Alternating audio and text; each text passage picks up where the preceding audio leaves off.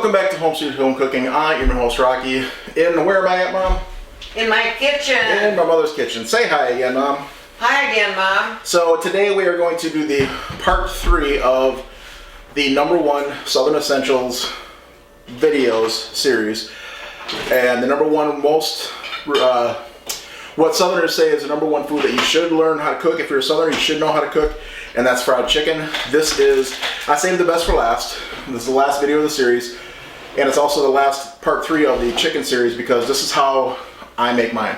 This is how I like mine. And it's really simple. So we're 2 hours, easily 2 hours away from eating, probably an hour and a half away from starting to cook it. And I want to get a little bit of marinade. You can do this overnight. You don't have to. They say that buttermilk will help tenderize the meat. I don't know how true that is. I don't care. I'm not using it so much for the tenderization. I want a little bit of the buttermilk flavor, but I'm also using that for the breading to stick. This is my glue for the breading. So I'm just going to put a little bit in the Ziploc bag. This is already cut up into your 8 pieces. Now, us Southerners, I'm a Yankee, but I call myself Southern because I've lived here for plenty of time, and I do love the Southern cuisine. We like hot sauce. So this is a wing sauce. I'm going to put a good amount in there. Don't tell my dad or my girlfriend because they're not going to eat this if they know this is in there. But this brand is called Melinda's. Never had it before. My friend picked this out. It's got 1 flame on a scale of 1 to 5. It is a cayenne, a creamy style cayenne habanero wing sauce. You can use any hot sauce you want. It's just this is what I have in my house. And it's spicy, brings good flavor, but it's not all that hot. I'm also going to add some of my own special blend of fire salt, my own seasoned salt, which does have a kick to it. It's got some chipotle and cayenne, and there's some salt, some pepper, garlic, and onion. Put a little bit of that in there. And now I want to get this all mixed around. You'll know it's mixed good when all the buttermilk turns orange.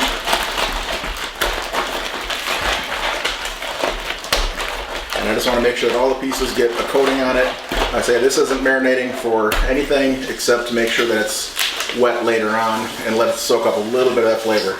Just going to fold the bag over, push as much of that air out as I can, let it squeeze some liquid out, and that's it.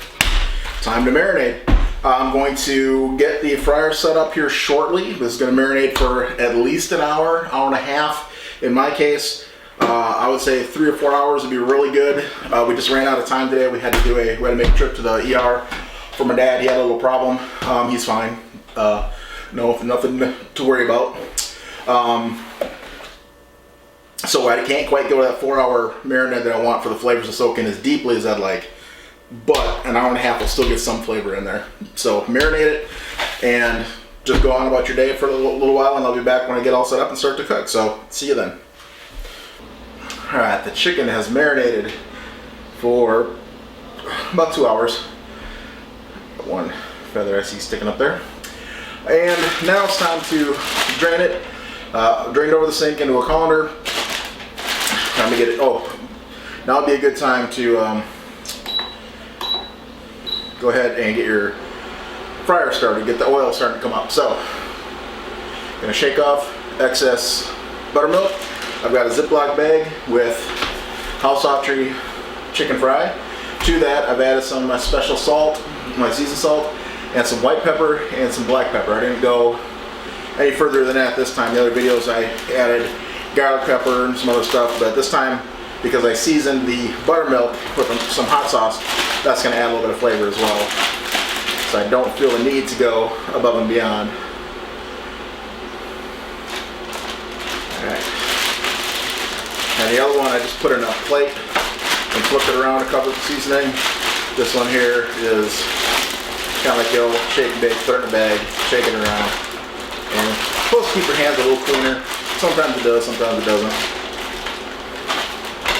Make sure I got good coating on it. Set it up on a rack. Skin side up. And once this gets hot, actually I'm going to let this soak in for a while it's getting hot.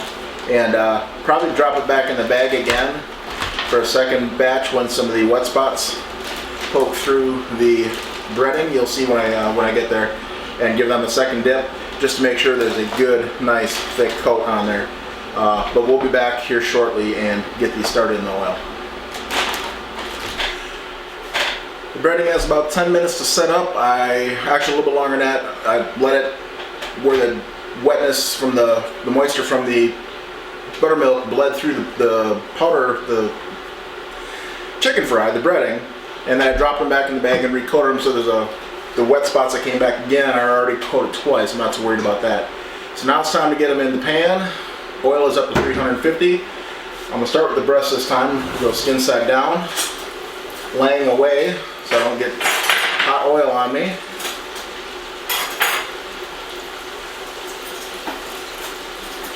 And I'm gonna go ahead and get these wings in. It'll give me something to nibble on while I'm frying the rest of it.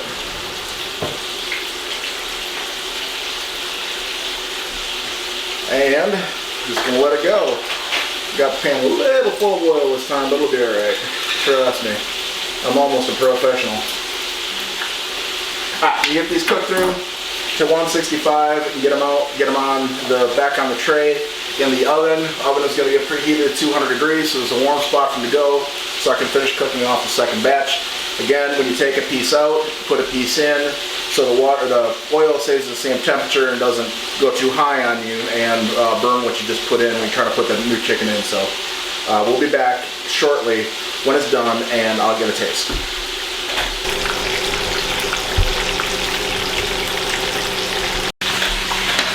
I'm going to cheat and eat while the last two pieces are frying. I got my breast out. The dark spot you see is not burnt. A lot of people say, well, it looks burnt. It's not. This is pan-fried chicken. You're going to get darkened breading where the chicken touches the bottom of the pan. It's almost impossible. It can be done, but I'm not somebody's little grandmother from the south. I can't do it. But it doesn't matter. It's not burnt. I'm going to cut into the breast. Oh yeah, nice and juicy, nice and tender. Go right to the middle, right to the bone, cooked all the way through. Just a touch of that dark pink at the bone where it makes a bone connection, that's normal. It's not that light watery pink, that means it's not done. Use that skin.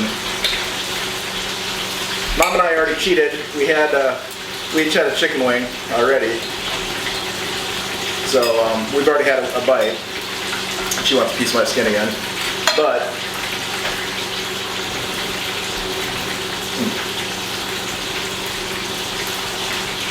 We'll keep it.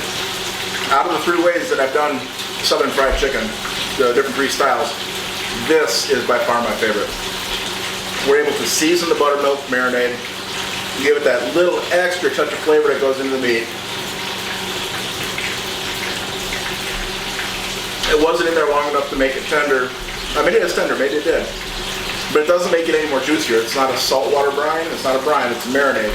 So, if your chicken tends to turn out dry when you cook, you can always do a saltwater brine. Just look for a Thanksgiving turkey brine and do that on a smaller batch for your chicken.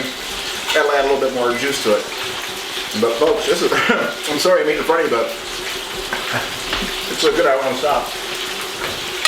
Anyway, thank you for watching. This is the last video in the Southern Essentials series, which of course again was the #1 item, food that Southerners say that you should know how to cook if you're living in the South, and that's fried chicken. So I can definitely take this one off the list. Did it 3 ways, and it's fantastic. So thanks for watching. Have a great night. Make sure you like, share, and subscribe. And if you do your chicken different than any of these 3 ways that I showed, please put the link down below. I know my girlfriend said that Southerners don't like to get fussy. They just put breading on their chicken or fry it. They don't do any of the buttermilk or the egg wash and things like that. Which is true. You can do that. That's an option as well. But do it however you want. There's many ways to do it, just as long as you do it, because this chicken is fantastic, folks. Have a great night.